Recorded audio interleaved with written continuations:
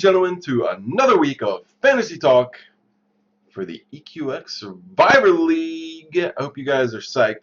I'm psyched. I missed last week, but I'm back again. Unfortunately, this week, though, my guest couldn't make it, so we'll be hooking up with him next week. For today, though, you got just me, and you're going to have to deal with it, and it's going to be okay because I ain't so bad. All right. Let's see. We're going to... what are we going to do? We're going to talk about the poker game. That's what we're going to do. If you didn't check it out, the Chesterfield South home game over on PokerStars happened this last Sunday. Congratulations to James, who, of course, won the whole damn thing, and then his stepfather, Steve, taking second place. Congratulations to the West Ridge Circle boys. We're looking at having another one hopefully soon, every second Sunday of the month, but sometimes in between, if we have enough interest, we got enough people who want to play, so the next one might be a little bit sooner. If you want to go check it out, talk to James, see if you're on the Chesterfield South page, and if not, woe be unto you. Moving on, we got week 5 in review. Let's take a look at how everybody did last week.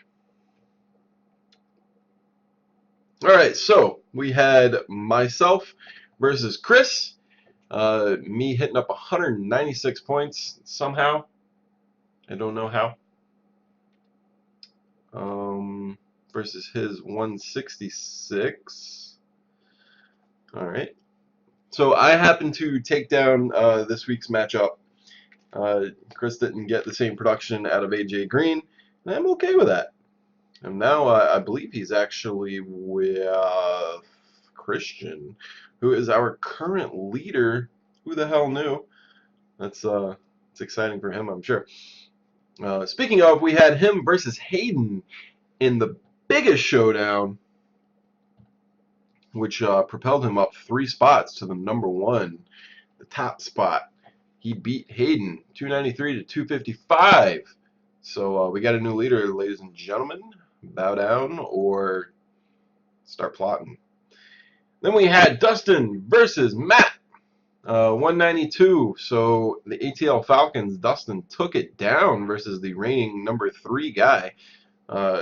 Just consistently number 3 guy. Then we had Creamer taking on James and taking him down. One of the notable stories from this week is the free fall that James has fallen into. Down 3 spots. He's on a losing streak of 3 losses. Reeling them out. 3 losses in a row. That is unfortunate for the Evil Empire, but we all know that he'll find a way to pull it back. And we have Barnaby versus Chad, 216 for B. B taking it downtown. 3 points. Game's over. 216-201. He wins. Then we have Will versus Sean, 234 to 187. Will, bro, the beginning of the season, I told you had to do something. You had to get out there, make some trades, make something happen, and he did. He also had some of his players actually show up finally. So 234 for Will, 187 for Sean. Will takes it down. He's also moving up in the world.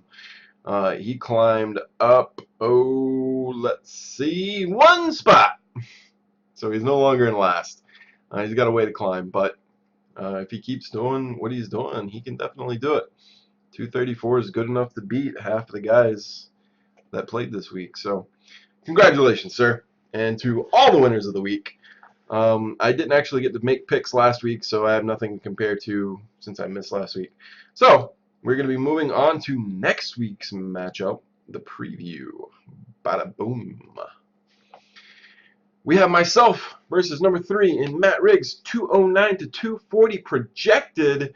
The projections this week are even less concrete than normal, just because I actually had to go in and make a lot of predictions on who's going to play who based on both buys and injuries. So it got a little touchy, and I didn't bother with defensive players unless you had them already on your bench.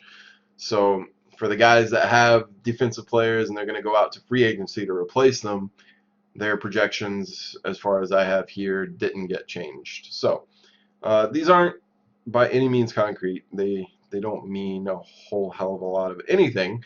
But here they are. 209 to 240. Matt supposedly going to be taking it down, but I say nay. I got this one. I'm coming for you. Chad versus Hayden. Ooh, our number 2 guy who could easily bump right back up into that first spot with a win this week. 212 to 246 NFL, and my own additions and subtractions and whatever the hell I did says he's going to win it. We'll see. Sean versus JC. We've got 224 to 194 for Sean, so I don't know, we'll see. And then we got James versus Dustin, 201 to 203. This is by far the closest looking matchup. We'll see who can, reel off that win and keep from being down the bottom half of the league. We got Will versus Chris, our resident climber, Mr. Will.I.am, taking on our resident basement dweller, Chris Nelson. 211 to 197 is the prediction. I'm not making my picks yet. Barnaby versus Christian, 224 to 153. Christian's team is definitely going to be more than 153. That prediction is based on him having, I think, 3 players on bye, in addition to an injury or 2, if I'm not mistaken. But there's a lot of things that he can plug in there through free agency, and I'm sure he will. So we'll see how that goes.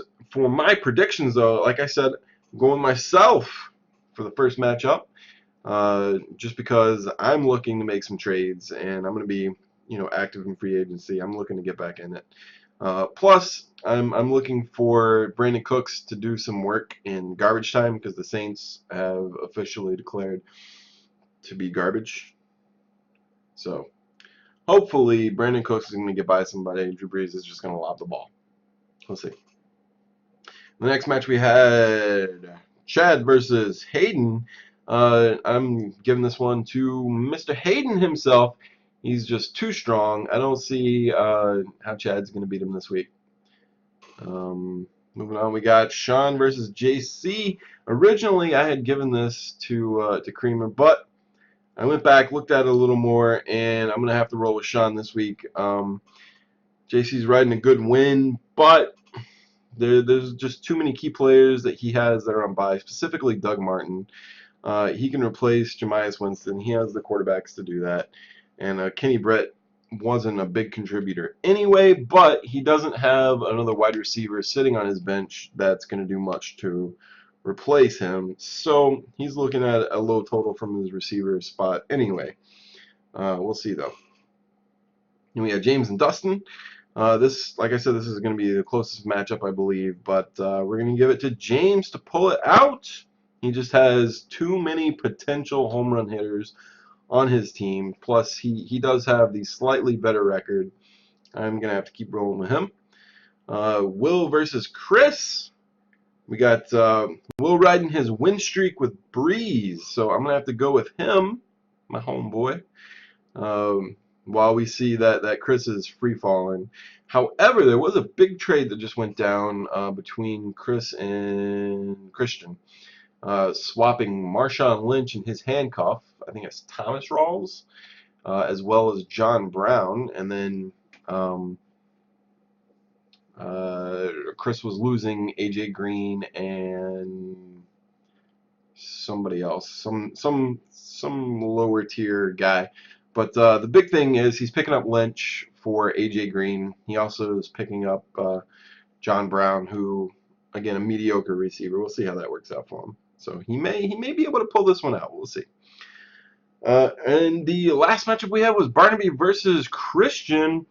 Like I was just talking about the trade, CeeLo needs to go in. He needs to find a running back to replace Lynch's / Rawls production.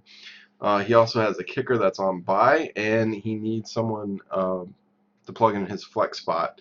And he doesn't have any obvious answers for any of those So he's just going to he's gonna have to go out there and put some work in this week, find somebody to move up into his starting spots, and see how he does.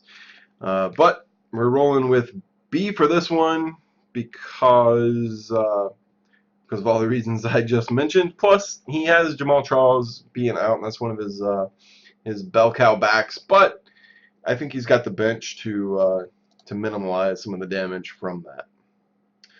All right, so those are my picks. That is our preview for the week. Let's take a quick look at the big board of seasonally typed stats. Of course, the big news is Christian pulling up 3 spots to take the #1 in the season, or he's taking #1.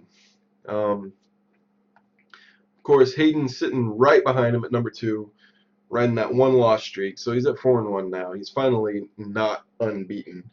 However, he's still leading the league in points scored. So it's fun to call Christian #1 right now, but is that going to stay the case?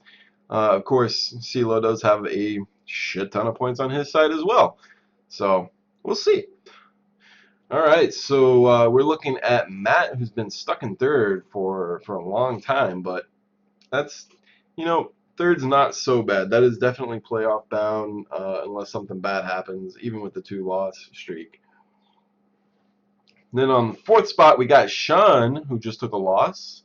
But the Sean Saunders curse, for all its hype, it's still good for 4th. That's not bad. Barnaby is coming off a 2-win streak. He's holding strong, middle of the pack. We got Chad on a 3-loss streak after looking so strong early on, coming out 2-0, and just kind of showing me how bad I am. But all power to you, man. You are still doing a hell of a lot better than me. We got Kramer riding up on a 2-win streak, 3 spots up, and 1,200 points in the bank. You know what? 1,200 points is good for 2nd place point totals. That's pretty damn impressive. So watch out for JC. Doug Martin, he might not be in this week, but you got to watch out for him. James, however, another big surprise, a surprise in the opposite direction, though, 3 losses to drop him down to 1, 2, 3, 4, 5, 6, 7, 8th place in the league. That's not usually where he's at, so we're looking to see what he does to pick it back up.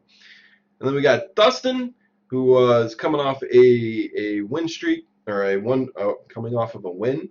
However, he still dropped a spot. Same thing for me. We both came up with wins last week, and we both dropped a spot. That's mainly due to JC's climb, I believe. Then we have Will coming off 2 wins. How about that? He needed to get something done. He did, and he's reaping the benefits. And then, of course, we have Chris, who took 2 losses now, and he's down to 1 and 4, sitting on the bottom of the barrel. But the guy's got 1,100 points to his name, and that's not bad at all. He is not far behind, and he's definitely doing better in that area than several other people. So that is the big board of seasonally typed stats.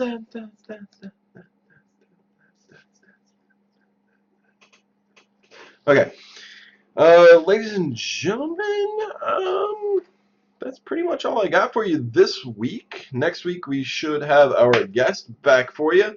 Definitely provide a little more entertainment, a little more knowledge, since I don't have quite everything up here. We'll see. So until then, ladies and gentlemen, good luck to you, and